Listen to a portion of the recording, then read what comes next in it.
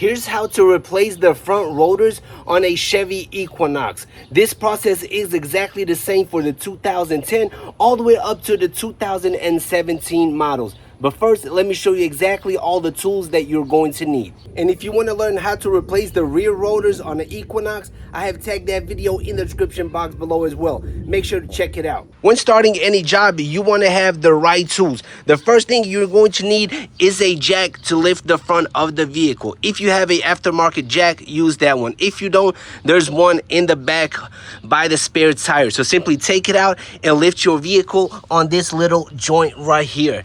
That is where it will be supported. Second thing you're going to need is one of these to remove the vehicle, specifically the 22 millimeter. As you can see right here, if you have a big impact gun with a 22 millimeter socket, it will work just fine. If not, then you can use one of these. Third thing you're going to need is one of these 18 millimeter sockets. You're going to use this to remove the brake. And finally, you're going to need a T27 in order to remove this tiny bolt on the rotor. So that is all the tools you're going to need. It is a very, very simple job. It should take you no less than 10 minutes. So first thing, get your rotor, have it ready. Then you're going to remove the tire. As you can see, I have already removed it. So after you remove the tire, that is when you have the ability to clean it. If not, simply move on to the next step. This is the T27. We'll get to that later. But you're going to use your 18 millimeter to remove these two bolts on the side right here. Let me see if I can give you guys a better angle. Check it out. One is right here and the other one is right underneath. All right, hopefully that gives you a better angle. This is the first one, this is the second one. You will need to remove both of them using the 18 millimeter bolt.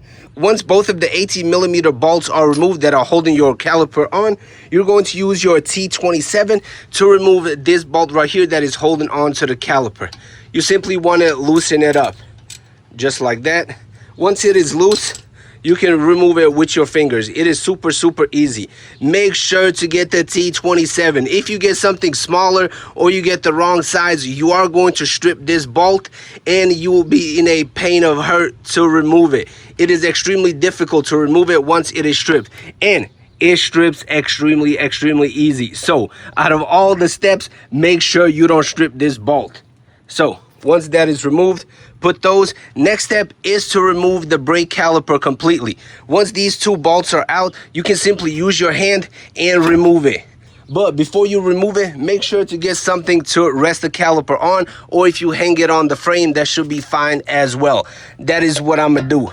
All right, so you should be able to do this all one-handed, but I'm holding the phone, so it's kind of awkward. Now that the caliper is removed, I have it hanging right there in a secure spot. Next thing you want to do is remove the caliper. As you can see, this one is super easy to remove simply because we removed the screw and it wasn't corroded on. If it is corroded on, simply take a hammer, smash it right here, and it should pop it off with ease. Next thing you do is remove the caliper. All right, we're going to throw that one out. We're going to open up this one just like that. As you can see, brand new. When putting on the caliper, make sure you align the screw hole with this one right here. That way it will be extremely easy to put on. Also, you'll be able to do this one-handed as well. So just like that, you want to align it and you want to put it on. Make sure the hole perfectly aligns. Then you're going to take your hand and you're going to start screwing the tiny screw in there. All right, let me see if I can get that hole. All right, so once you start screwing the screw on, make sure to do it with your hand first, then tighten it as you go. Like I said in the beginning, make sure you don't strip the screw when removing it and when tightening it. So slowly push it on and then tighten it some more. It is that simple. And once you have it all the way screwed in, make sure to use your wrench to give it a final tightening.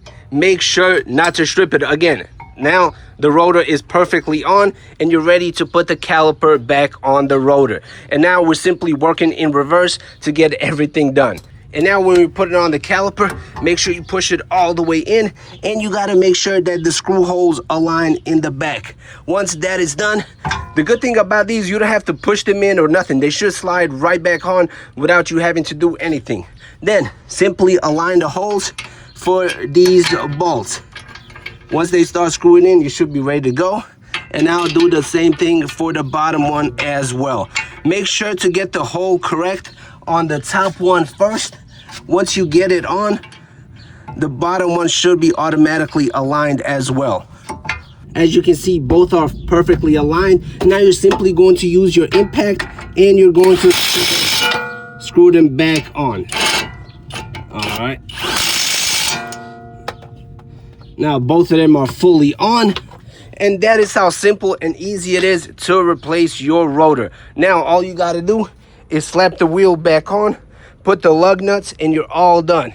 As you can see, under 10 minutes with one hand. So, hey, before we get back to the video, let me ask you something. When was the last time you actually shopped around for car insurance? If it has been more than a year, then there's a really good chance that you are leaving real money on the table. Insurance costs change all the time, and loyalty doesn't always pay off. The same coverage could cost significantly different amounts depending on the provider. That is why I want to show you this free comparison tool. You put your information once and it pulls multiple insurance offers so you can compare them side by side. No phone calls, no pressure, just options. Some drivers find that they can save up to hundreds of dollars a year by simply comparing. It takes just a few minutes and it won't cost you anything to look. The link is in the description below. Go and check your options. You might be surprised what you find there. Make sure to smash the like button, subscribe to the channel, and see you in the next video. And make sure you check out that insurance link